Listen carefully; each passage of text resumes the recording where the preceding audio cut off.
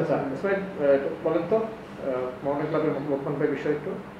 লোকমান হোসেন ভূঁইয়ার বিরুদ্ধে অভিযোগ ছিল যে উনি মোহামেডান ক্লাবে ক্যাসিনো স্থাপন করেছেন, পরিচালনা করেছেন এবং সেখান থেকে টাকা পয়সা অর্জন করে সেটা অস্ট্রেলিয়ার কমনওয়েলথ ব্যাংকে পাচার করেছেন।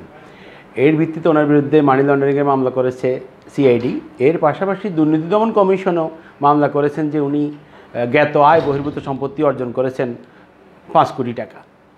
কিন্তু বিচার চলাকালীন সময়ে সরকার পক্ষ 39 জন সাক্ষী সেখানে উপস্থাপন করেছেন এবং সাক্ষ্য প্রমাণের ভিত্তিতে আদালতে যেটা প্রমাণিত হয়েছে সেটা হচ্ছে মূলত মোহামেডান ক্লাব তখনকার যে আওয়ামী লীগের কমিশনার ছিলেন মমিনুল হক সাঈদ, উনি ক্লাব থেকে একটা হল রুম ভাড়া নিয়েছিলেন সেখানে প্রেস করবেন এই কথা বলে।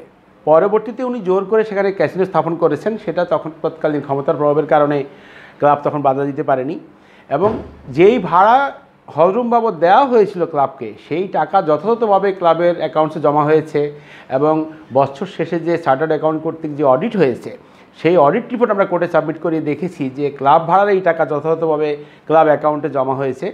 লোকমান হোসেন ভূঁইয়া সেখানে কোনো হাত ছিল না এবং আমরা সাক্ষ্য প্রমাণে এটাও প্রমাণ করে দিয়েছি কোর্টের সামনে যে ক্লাবে ক্যাসিনো স্থাপন পরিচালনা করা কিংবা ক্লাবের ক্যাসিনোর সাথে কোনো সম্পৃক্ততা লোকমান হোসেন ভূঁইয়ার ছিল না।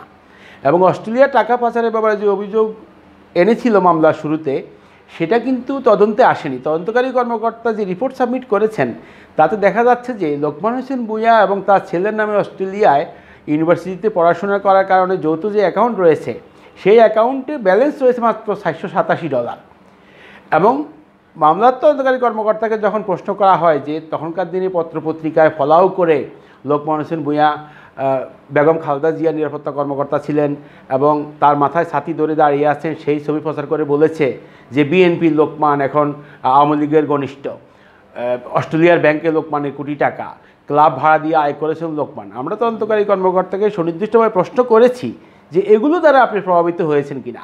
তদন্তকারী কর্মকর্তা যথাযথ প্রমাণ দিতে পারেনি। সুতরাং মামলার সাক্ষ্য প্রমাণে এবং তদন্ত রিপোর্ট থেকে বিজ্ঞ আদালত এই মর্মে সন্তুষ্ট হয়েছেন যে লোকমান হোসেন ভূঁইয়ার বিরুদ্ধে আনিত অভিযোগ রাষ্ট্রপক্ষ প্রমাণে সম্পূর্ণ ব্যর্থ হয়েছেন এবং সেজন্য টাকা পাচারের মামলা কিংবা দুর্নীতি দমন কমিশনের দায়েরকৃত জ্ঞাত আয় বহির্ভূত সম্পত্তি অর্জনের মামলায় ওনাকে বেকসুর খালাস দিয়েছেন।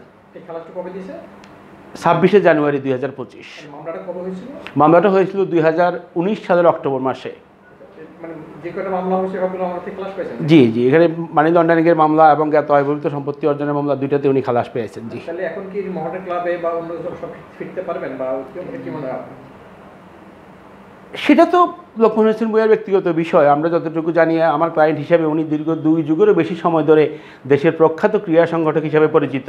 সুতরাং সামাজিকভাবে পারিবারিকভাবে যে হেয় প্রতিপন্ন হয়েছেন যে কারণে হয়তো উনি নিজেকে লুকিয়ে রেখেছেন, আত্মগোপন মানে কিছুটা অগোচরে ছিলেন। এখন মামলা নিষ্পত্তি হওয়ার পরে নিশ্চয়ই উনি চাইলে ওনার কর্মকাণ্ডে ফিরতে পারেন, এতে কোনো আইনগত কোনো বাধা নেই। আপনার নাম হলো? আমার নাম ব্যারিস্টার মোহাম্মদ ইসমাইল হোসেন। ধন্যবাদ।